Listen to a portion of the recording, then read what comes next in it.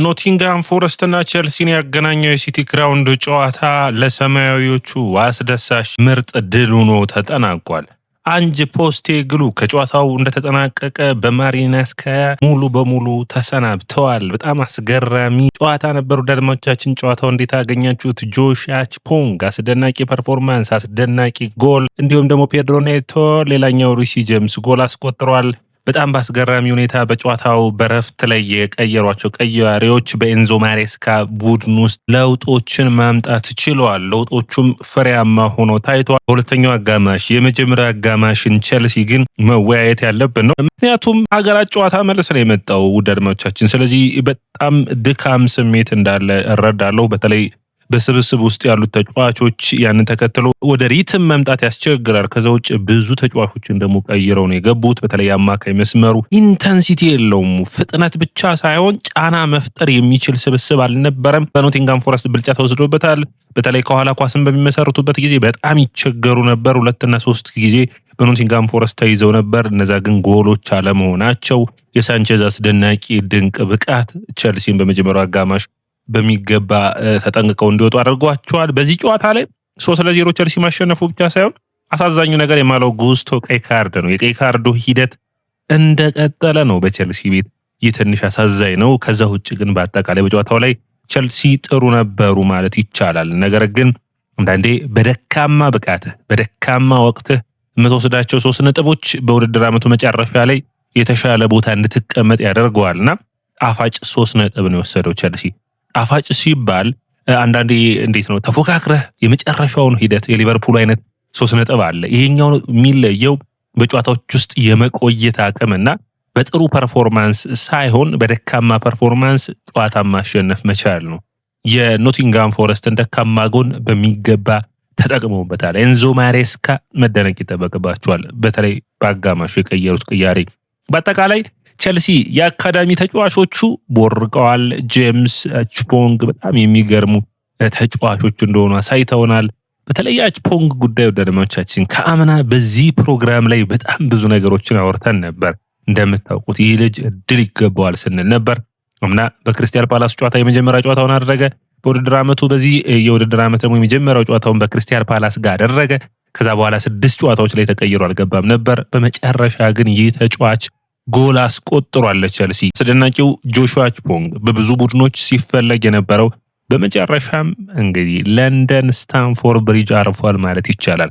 ቀጣዩ ሊቨርፑል እዚህ ተጫዋች ላይ ይታያል። የመረጋጋት አቅሙ፣ ኳስ የሚመሰርትበት አቅሙ፣ ኳሱን ፕሮግረስ የሚያደርግበት አቅም በጣም አስደናቂ ነው። አሁን ደግሞ ጎሎችን ጨምሯል። በሚቀጥሉት ጊዜያቶች ይህ ተጫዋች አይነኬ የሚሆን ይመስለኛል። በጣም በመከላከል ጥራት ያለው የመከላከል ቅርጽ ያለው ተጫዋች ነው። ደርሞቻችን ባለፉት ሳምንታት የተፋለማቸውን የማል ተከላካዮች ስታዩ ይህንን ትረዳላችሁ። አሌክሳንደር ኢዛክን ባለፉት ሳምንት፣ ማቴታን ከክሪስታል ፓላስ ጋር በሚገባ ማቆም ችሎ ነበር። አሁን አዮኒ ነው። አዮኒ በጣም ግዙፍ ከሚባሉ አጥቂዎች ውስጥ አንዱ ነው። ኤጎር ሄሱስን በሰከንድ ሃፍ ለማቆም ሞክሯል። በሚገባ ጥረቶቹ ይታያሉ። ደረማቻችን ይህ ያያ ስፖርት ነው። ያያ ስፖርት ላይክ፣ ሼር፣ ኮሜንት፣ ሰብስክራይብ ማድረጋችሁን አትርሱ። አችፖንግ የጨዋታው ኮከብ ነው። ጨዋታው እንዴት አገኛችሁት? በእናንተ እይታስ የጨዋታው ኮከብ ማን ነበር? እንግዲህ ደረማቻችን ጨዋታውን ከመጀመሪያው ካሰላለፉ ጀምረን እንየው። በአሰላለፉ ሂደቶች ውስጥ ጠበቁት ሂደቶች ውስጥ ፎፋና ቶሲን እድል ይሰጣቸዋል ብዬ አስቤ ነበር። አችፖንግን እድል ሰጥተውታል። ትክክለኛ ውሳኔ፣ ትክክለኛ ሂደት ነበር። ቻሎባ ሌላኛው እድል የሰጡት ነበር። ጥሩ የሚባል ነው። የተከላካይ ክፍሉ ብዙ ችግር አላየሁበትም። አማካኝ መስመሩ ላይ ግን ኤንዞ ማሬስካ ትልቁን ቁማር ቆምረው በመጀመሪያው አጋማሽ ቁማሩን ተበልተዋል ማለት ይቻላል። 3ቱም ተጫዋቾች ማለት ነው በአማካኝ መስመር ላይ የነበሩት ተቸግረው ነበር በጣም። በተለይ አንድሬ ሳንቶስ፣ ላቪያና ሪሲ ጄምስ ነው በአማካኝ መስመር ላይ ጀመሩት። አንደኛ ቼልሲ በመጀመሪያው አጋማሽ ኖቲንግሃም ፎረስትን ምንም አይነት እድሎችን ለመፍጠር አልሞከረም። 10 ቁጥር ተጫዋች እዛ ቦታ ላይ ስለሌለ በ10 ቁጥር ሚና ላይ የሚጫወት አንድሬ ሳንቶስ ነው። 10 ቁጥር ሚና ሊጫወት የገባው የዚህ ተጫዋች ባህሪ 10 ቁጥር እንዳልሆነ ኤንዞ ማሬስካ ራሳቸው ነግረውናል። በ8 ቁጥር ሚና በኤንዞ ፈርናንዴዝ ቦታ ላይ እንደሚጠቀሙ ይታወቃል። ቼልሲ ምርጡ የአማካይ መስመራቸው ካይሴዶ፣ ኤንዞ ፈርናንዴዝ እና ፓልመር በዚህ ጨዋታ ላይ አልነበረም። ታዲያ ይህ ለቼልሲ ፈታኝ አድርገውበታል። በአጥቂ መስመር ላይ የተጠቀሙት አሰላለፍ የተለመደ ነው። አሌክሳንደር ጋርናቾ፣ ጃኦ ፔድሮና እንዲሁም ደግሞ በጥሩ ብቃቱ ያለው በተለይ በሁለተኛው አጋማሽ ፔድሮ ኔቶን አሰልፈዋል። ለፉት ጊዜያቶች እንዳወራ ነው ፔድሮ ኔቶ ቡድኑ ውስጥ ጠቃሚ ተጫዋች መሆኑን ከጊዜ ወደ ጊዜ እያስመሰከረ የሚገኝ አስደናቂ ተጫዋች ነው። ከጉዳት ራሱን ያራቀበት ነገር መደነቅ የሚጠበቅበት ነው። ታዲያ ይህ አሰላለፍ ኤንዞ ማሬስካ በመጀመሪያው አጋማሽ ላይ ታክቲካዊ ብልጫ የተወሰደባቸው ሳንጋራ፣ ኤሊየት አንደርሰን እና በጥሩ ፐርፎርማንስ ቸልሲን በሚገባ ፕረስ አድርገው ኳሶችን መቀመጥ አዮኒ በተለይ በጣም በጥሩ ሁኔታ አዮኒና ጊብስ ዋይት የተሻለ መጣመር ይታይባቸው ነበር። ታዲያ ላቪያ ተቸግሮ ነበር። ላቪያን በእንደዚህ አይነት ሁኔታ አይቼው አላቅም ነበር። በጣም ፓስ በማድረጉ ረገድ በጣም ተቸግሮ ነበር። የፊትነስ ጉዳይ ይሁን አላወኩም፣ ነገር ግን በጣም ደካማ የመጀመሪያ አጋማሽን ያሳለፈው። አማካይ መስመሩ ላይ ጄምስ ብቻ ነው በህይወት የነበረው ማለት ይቻላል ጥረቶችን ሲያደርግ፣ ነገር ግን ጄምስም ፒውር አማካኝ አይደለም እና ኢንተንሲቲን ማምጣት የሚችል አይደለም። ኤሊየት አንደርሰንና ሳንጋራ በሚገባ ብልጫዎችን ወስደው ነበር። ታዲያ ቸልሲ 2 እና 3 ምህረት ነው ያደረጉለት። በኔ እይታ የሆነት በግልጽ እድሎችን ነው ያመከኑ ኖቲንግሃም ፎረስቶች። ይህ ማለት በእግር ኳስ እድል የለም እያልኩ አይደለም ውድ አድማጮቻችን፣ እድል ያጋጥመሃል። ነገር ግን በሚቀጥሉት ሳምንታቶች እንደዚህ አይነት ጥፋቶችን በኤንዞ ማሬስካ በኩል እየተሰራ መሄድ አይጠበቅበትም። በዚህ ጨዋታ የሆነ ያክል እንረዳቸዋለን። ካይሴዶ ከጉዳት ነው፣ ኤንዞ ፈርናንዴዝ ከጉዳት ነው፣ ኔቶ ከጉዳት ነው። ኔቶን እንኳን ቋሚ አድርገውት ቢያስጀምሩትም ይህንን አይነት ኃላፊነት መውሰድ የሚጠበቅባቸው ነው።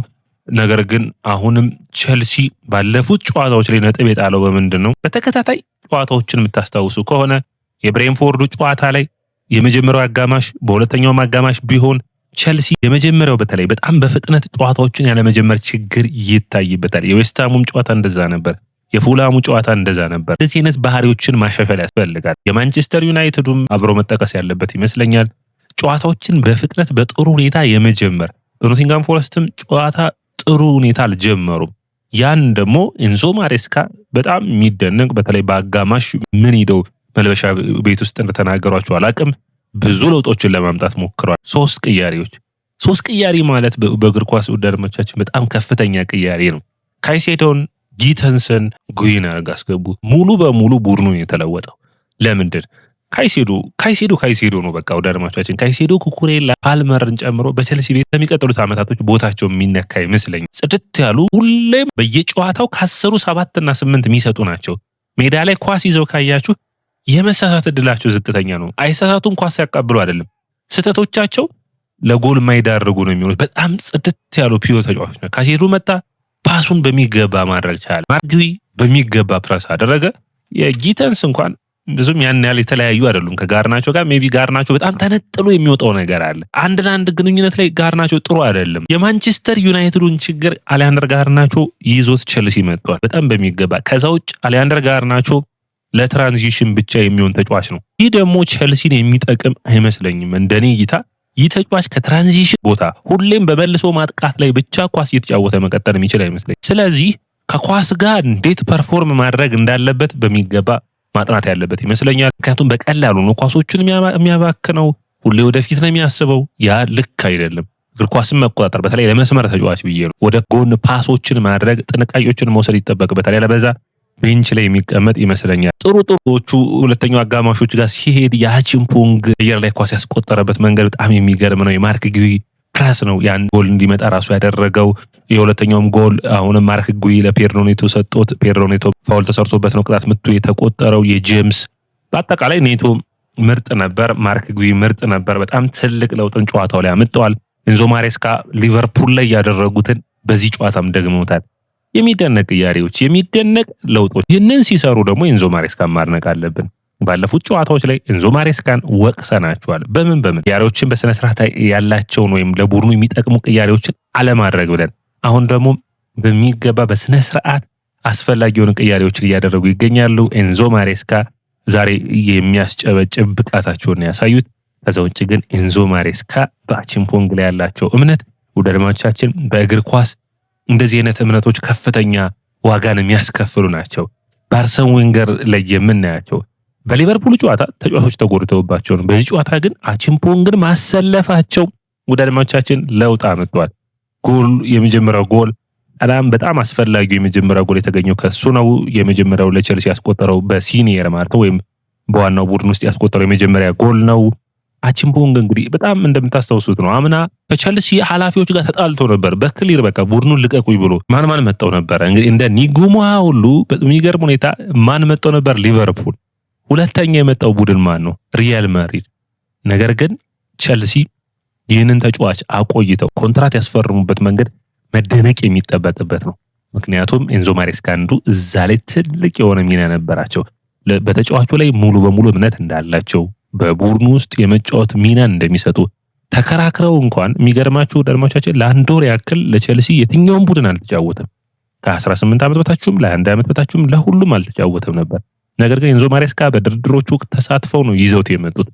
አሁን ደግሞ እምነታቸውን ዋጋ እየከፈለ ነው የሚገኘው። በተለይ ከኳስ ጋር ያለው ጥራት በጣም ነው የሚያስደስተው። አንዳንድ ሪስኮችን ይወስዳል። ያን መቀነስ የሚያስፈልግ ነው። ቸልሲ በመጀመሪያው አጋማሽ ባይዘው አንድ ሀሳብ ሳናነሳ ማላልፈው ኮልዊል ወይም ደግሞ ሃቶን ወይም የግራ መሃል ተከላካይ ወይም ባዲያሽልን ቢጠቀሙ ኑሮ በፕረሱ አይቸገሩም ብዬ አስብ ነበር። ነገር ግን እንደዚህ አይነት የግራ መሃል ተከላካይ ስላልነበራቸው በቀላሉ ፕረስ ይደረጋሉ። ምክንያቱም ቻሎባ ከቀኝ እግሩ ወደ ግራ እግሩ ወስዶ ነው ፓስ የሚያደርገው ወደ ደሞቻችን ወይም ቻሎባ ያንን ቦታ በጣም ማዳበር ይጠበቅበታልና በፓሱ ረገድ ማለት ነው ሰንጣቂ ፓሶችን እንደ ኮልዊል፣ ባዲያሽል፣ ሃቶ አይነት ተጫዋቾችን የሚጠበቅ ነበር። ወደ አቺምፖንግ ሀሳብ ልምጣ። አቺምፖንግ በጣም አስገራሚ ብቃቱን አሳይቷል። ጎሎችን ያስቆጠራል። ሹት እንደሚያደርጉ ደሞቻችን የቀይ መስመር ተጫዋች መሆን እንደሚችል በጣም ገና ያላየ ነው። የዚህ ተጫዋች ብቃት አለው። ደሞቻችን በጣም ጽድት ያለ ፐርፎርማንስ ያለው ተጫዋች ነው። ዲኒ ሁይሰንን ቸልሲ ፈልጎ ነበር። ነገር ግን በኔይታ ዲኒ ሁይሰን ጋር መቀራረብ የሚችል የተለየ ብቃት ያለው ስብስብ ውስጥ እንደነበር ረስተውት ነበር ማለት ይቻላል።